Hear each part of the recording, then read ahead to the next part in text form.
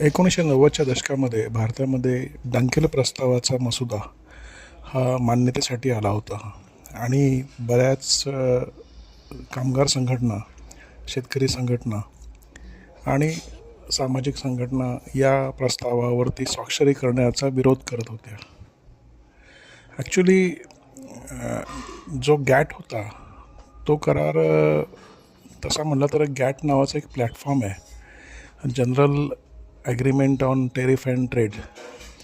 तर ह्याची स्थापना जी होती ती 1947मध्ये म्हणजे सेकंड वर्ल्ड वॉर नंतर झाली होती आणि 90च्या एका उरुग्वेमध्ये जे त्याची मीटिंग झाली त्याच्यामध्ये त्यावेळेचे जे सेक्रेटरी जनरल होते आर्थर डंकेल यांनी हा प्रस्ताव मांडला आणि इंटरनॅशनल ट्रेड आणि टेरिफच्या संदर्भामध्ये जे जे देश याच्यावरती स्वाक्षरी करतील त्यांना इंटरनॅशनल प्लॅटफॉर्मवरती आणण्यात येईल आणि त्यांचा बेनिफिट होईल असा तो मसुदा होता.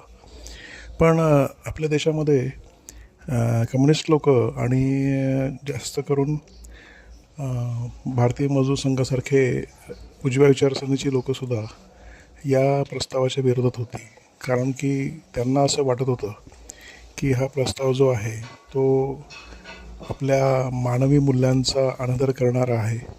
आपल्या देशामध्ये औद्योगिक जो उद्योग आहे त्याचा विरोध करण्यापेक्षा त्याच्यामध्ये इंटरनॅशनल प्लॅटफॉर्मवरती स्पर्धा सुरू होईल आणि आपण कुठेही शिल्लक राहणार नाही. आणि तसंच आपली शेतीमधील उत्पादने जी आहेत ती आंतरराष्ट्रीय बाजारात टिकाऊ धरणार नाहीत आणि आंतरराष्ट्रीय वस्तू आपल्याकडे मोठ्या प्रमाणात येऊन आपल्या मालाची नासाडी होईल.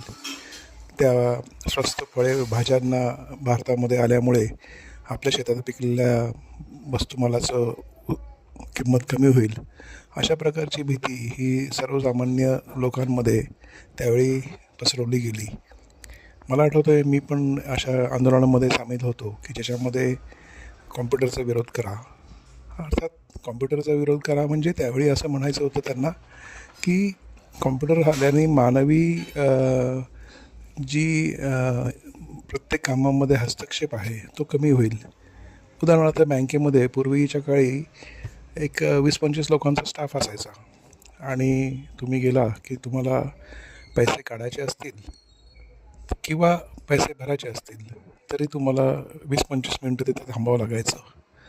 पैसे काढायचे म्हणले की तुम्ही आधी तो स्लिप भरून द्यायची, पासबुक द्यायचं, त्याच्यावरती मग ते टोकन दिलं जायचं, मग तुम्ही कॅशियरच्या समोर रांगेत उभं राहायचं. मग तुमचं जी स्लिप आहे ती सँक्शन होऊन आली की तो कॅशियरवरती त्या तुमच्या टोकन नंबरची हे करायचा, आकडा दाबायचा आणि मग बेल वाजून तुम्हाला कळायचं की तुमचा नंबर आला आहे आणि तुम्ही पैसे काढायचा.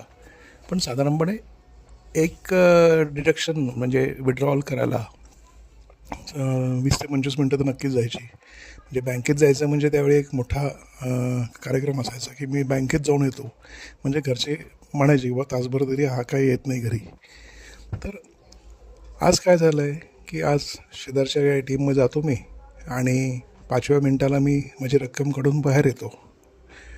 मग ॲक्च्युली त्यावेळी आपण टेक्नॉलॉजीला जो विरोध करत होतो तो चांगला होता की वाईट होता हे तुम्ही सांगा. आणि याच्यामध्ये मला असं वाटतं की आपण त्यावेळी जो विरोध केला त्यामुळे आपल्या देशामध्ये कॉम्प्युटर युग जे आहे ते उशिरा आलं. अर्थात भारतीयांची सॉफ्टवेअरमध्ये असलेली म्हणजे कसब आणि याच्यामुळे आज भारतीय संपूर्ण जगामध्ये सॉफ्टवेअर क्षेत्रामध्ये अग्रेसर आहेत. सॉफ्टवेअर इंजिनियर्स भारतीय हे टॉप डेव्हलपर्स असं मानलं जातं. पण कुठेतरी आपण उशीर केला जगामध्ये या स्पर्धेमध्ये उतरायला असं वाटतं. तुम्हाला काय वाटतं हे नक्की सांगा.